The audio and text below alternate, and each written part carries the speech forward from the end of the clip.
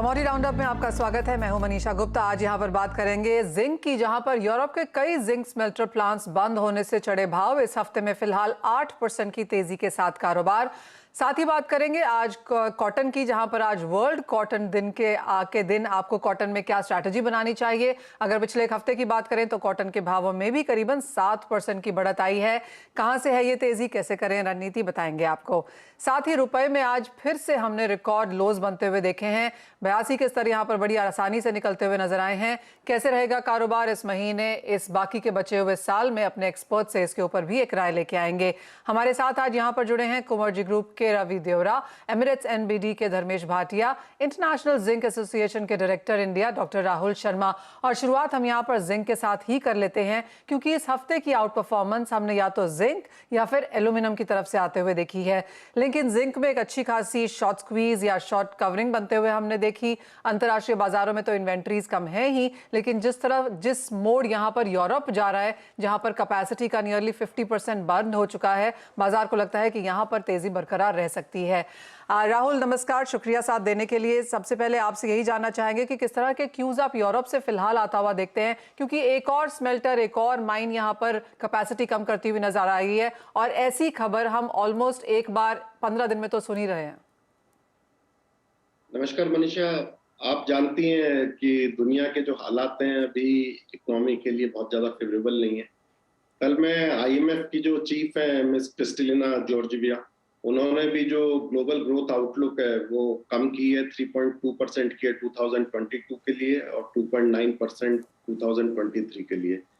जहां तक यूरोप के स्मेल्टर्स बंद होने की बात है, बिल्कुल सही बात है कि जो मेजर कंपनीज हैं, ग्लेनकोर, नील स्टार, इनने अपने स्मेल्टर्स को बंद कर दिए, क्योंकि हर कोई जानता है कि रशिया यूक्रेन कॉन्फ्लिक्ट के कारण वहां पर यूरोप में एनर्जी के प्राइसेस बढ़ रहे हैं। तो ये स्मेल्टर मिनिमम कैपेसिटी पर चलने की कोशिश कर रहे थे कुछ दिन तक। That means off peak power जो प्राइस होता है उसमें चलने की कोशिश कर रहे थे, पर जब उनको कुछ नहीं मिले प्राइस की ओर से ज्यादा सपोर्ट, तो उनको बंद करना पड़ा, या फिर एक स्टैंड बाई कंडीशन रखना पड़ा कि जब प्राइस पावर के कम होंगे तब वो अपना स्मेल्टर को दोबारा चालू कर देंगे।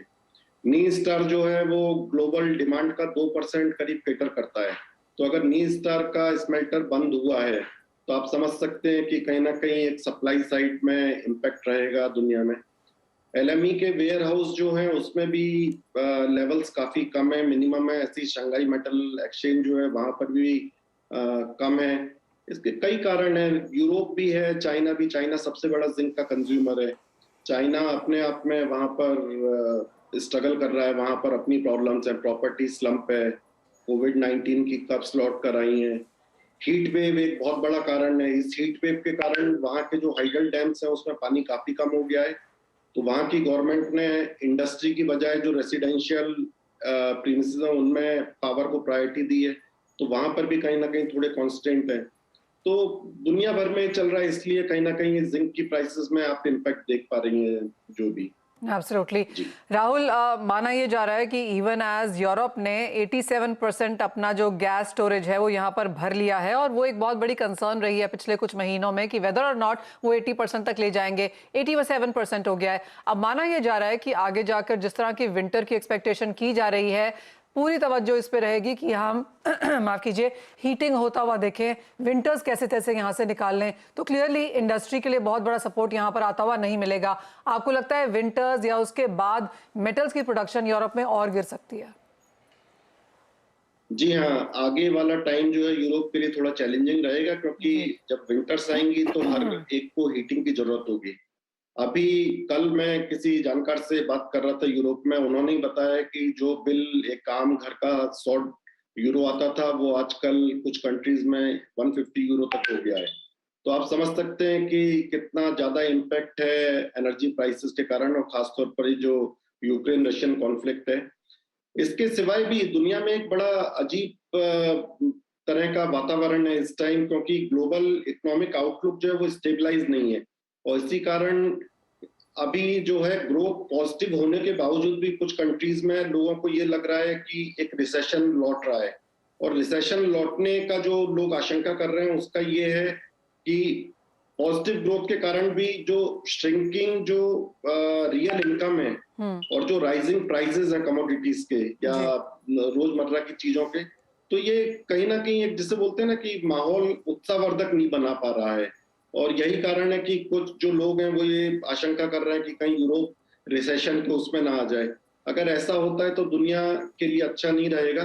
पर हाँ, जो आने वाली सर्दियां हैं ये यूरोप के लिए काफी चैलेंजिंग होंगी। इसीलिए यूरोप जो है अदर एनर्जी ऑप्शंस को तलाश रहा है कि अमेरिका से कुछ एनर्जी का वो सपोर्ट मिल जाए या फिर कनाडा से। तो देखिए क्या होता है, आने वाला टाइम थोड़ा चैलेंजिंग है। तो क्या नंबर्स के साथ फिर Rahul as International Zinc Association आप काम कर रहे हैं, क्या देखते हैं अंतर्राष्ट्रीय बाजारों में सप्लाई, डिमांड और प्राइस आउटलुक अब? अभी International Lead Zinc Study Group इसकी रिपोर्ट आई थी, इसमें इस साल का अभी 7 महीने का अगर आप देखेंगे तो ग्लोबल आउटपुट 2.4% कम रहा है। पर ये कम जो रहा है सप्लाई साइड में, इसको डिमांड साइड भी थोड़ी सी कम रही है। तो मैं ये बोलूंगा कि उसको कहीं ना कहीं सेट ऑफ किया है जो कम सप्लाईज हैं। ऐसा नहीं है कि रॉ मटेरियल की कमी है, बेसिकली जो स्मेल्टर्स हैं, स्मेल्टर में एक जो एनर्जी है ये अपने आप में एक रॉ मटेरियल का काम करती है मेटल इंडस्ट्री में, चाहे वो एल्यूमिनियम हो चाहे जिंक हो।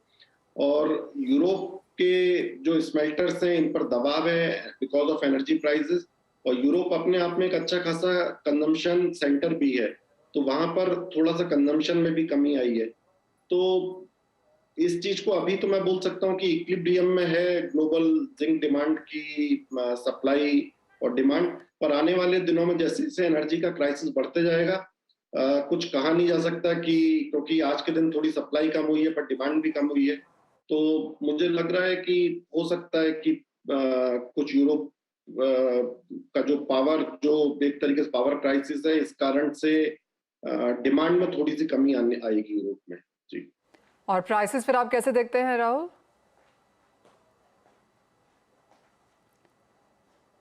राहुल प्राइसेस कैसे देखेंगे आप? जी Manisha. Rahul I was asking कि प्राइसेस कैसे देखेंगे फिर आप? आपकी आवाज थोड़ी सी आई नहीं क्लियर, दोबारा बोलिए।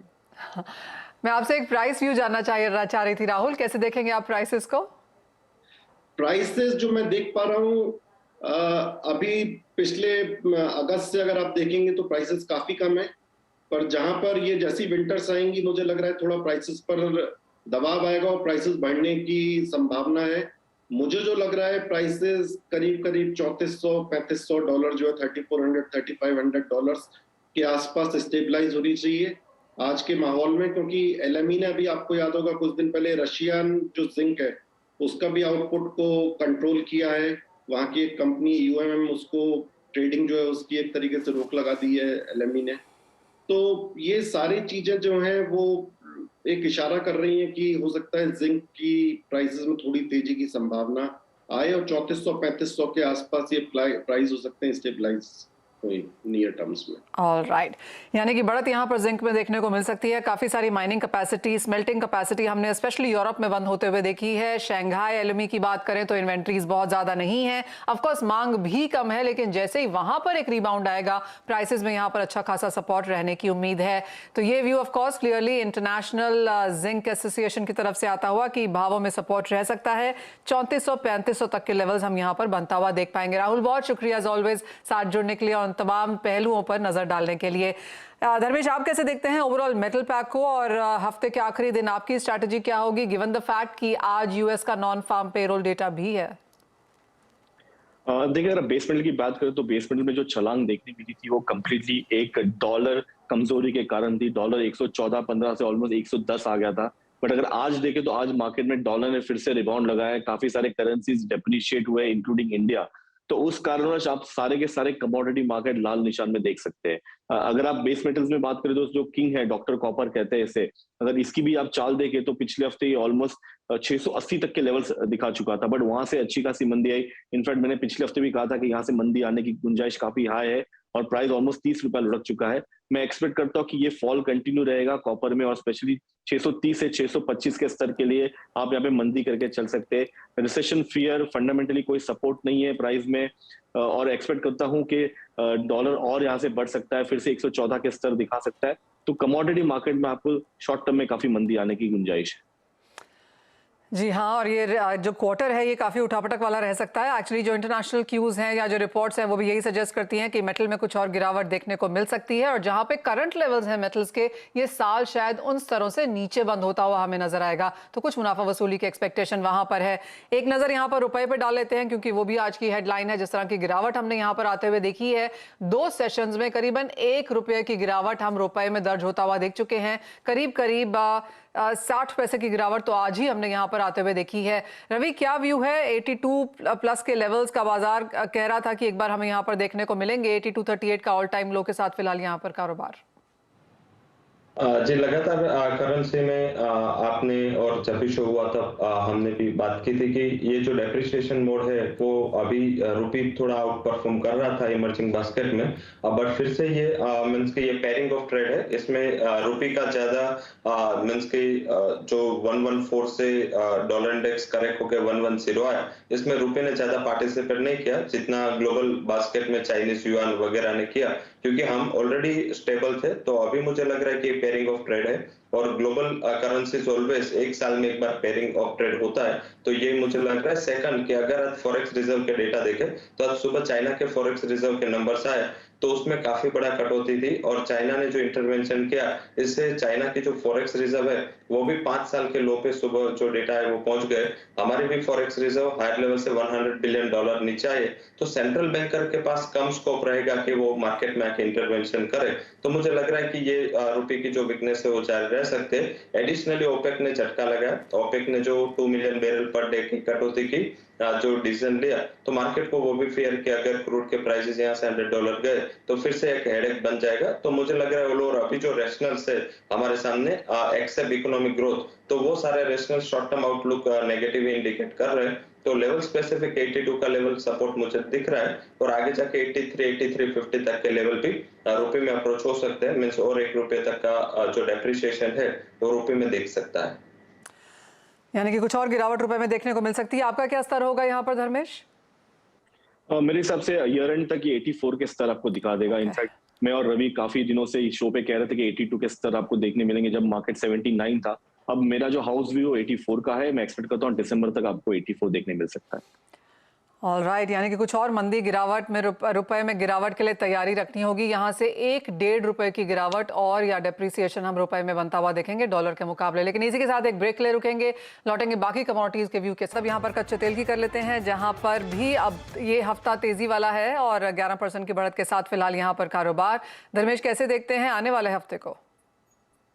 देख, कच्चे तेल की बात करें तो कच्चे तेल में जो छलांग देखने मिली है वो कम्प्लीटली ओपेक के डिसीजन के ऊपर। अब 2 मिलियन बैरल उन्होंने बंद प्रोडक्शन कट करने की गुंजाइश की है।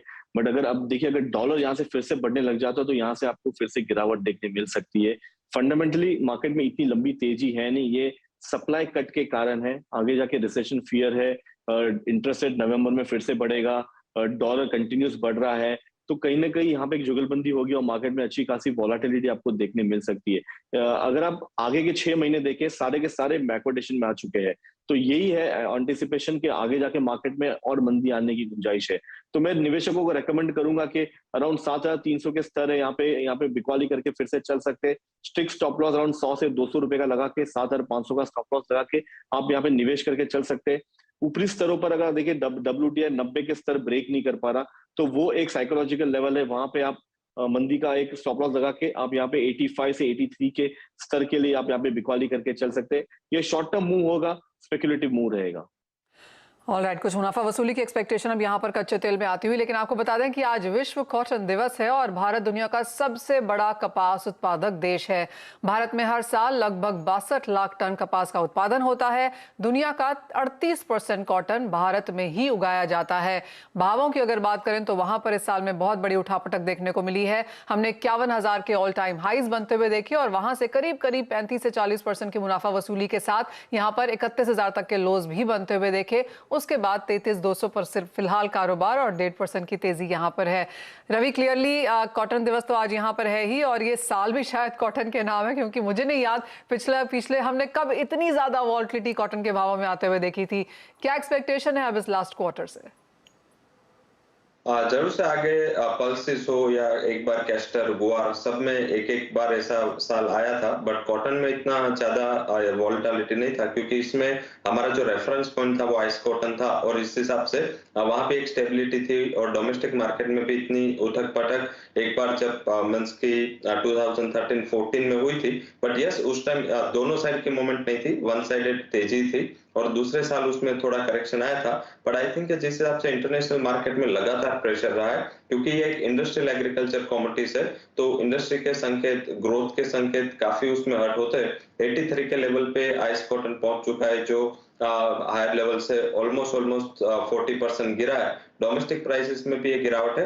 हालांकि मेरा मानना है कि जो डोमेस्टिक कॉटन प्राइसेस है वो धीरे धीरे आउट परफॉर्मेंस करना चालू करेंगे, क्योंकि पहले मार्केट की जो फियर थी कि अराइवल्स की, ये सारी फियर्स ऑलरेडी मार्केट ने पैर कर दिए। सेकंडली क्या है, रुपी डेप्रिशिएट हुआ है, तो इंपोर्ट करना इतना इजी और इतना सस्ता नहीं होगा। और तीसरी बात यह है कि जो कॉटन इंडस्ट्री है उसने लास्ट ईयर वो लोग ने हायर कॉटन प्राइसेस की वजह से मींस कुछ प्रोक्योरमेंट ही डोमेस्टिक मार्केट में नहीं किया था, तो मुझे लग रहा है कि अगर प्राइसेस स्टेबल रहे या 31,500 के करीब अगर रहे, तो इंडस्ट्री से भी अच्छी डिमांड आने की उम्मीद है। साथ में हमारी जो एक्सपोर्ट प्रमोशन पॉलिसीज गवर्नमेंट के वो भी काफी सपोर्टिव है, तो मुझे नहीं लग रहा है कि डोमेस्टिक मार्केट में 30,000 के नीचे लेवल सस्टेन होने चाहिए। तो आई थिंक ये बॉटम बन चुका है और धीरे धीरे प्राइसेस एक स्टेबिलिटी की ओर जा रहा है। तो कॉटन डे के दिन यही उम्मीद करनी चाहिए कि नेक्स्ट ईयर प्राइसेस एक रेंज में रहे, क्योंकि हायर प्राइसेस इंडस्ट्री के लिए खराब है, लोअर प्राइसेस फार्मर के लिए खराब है।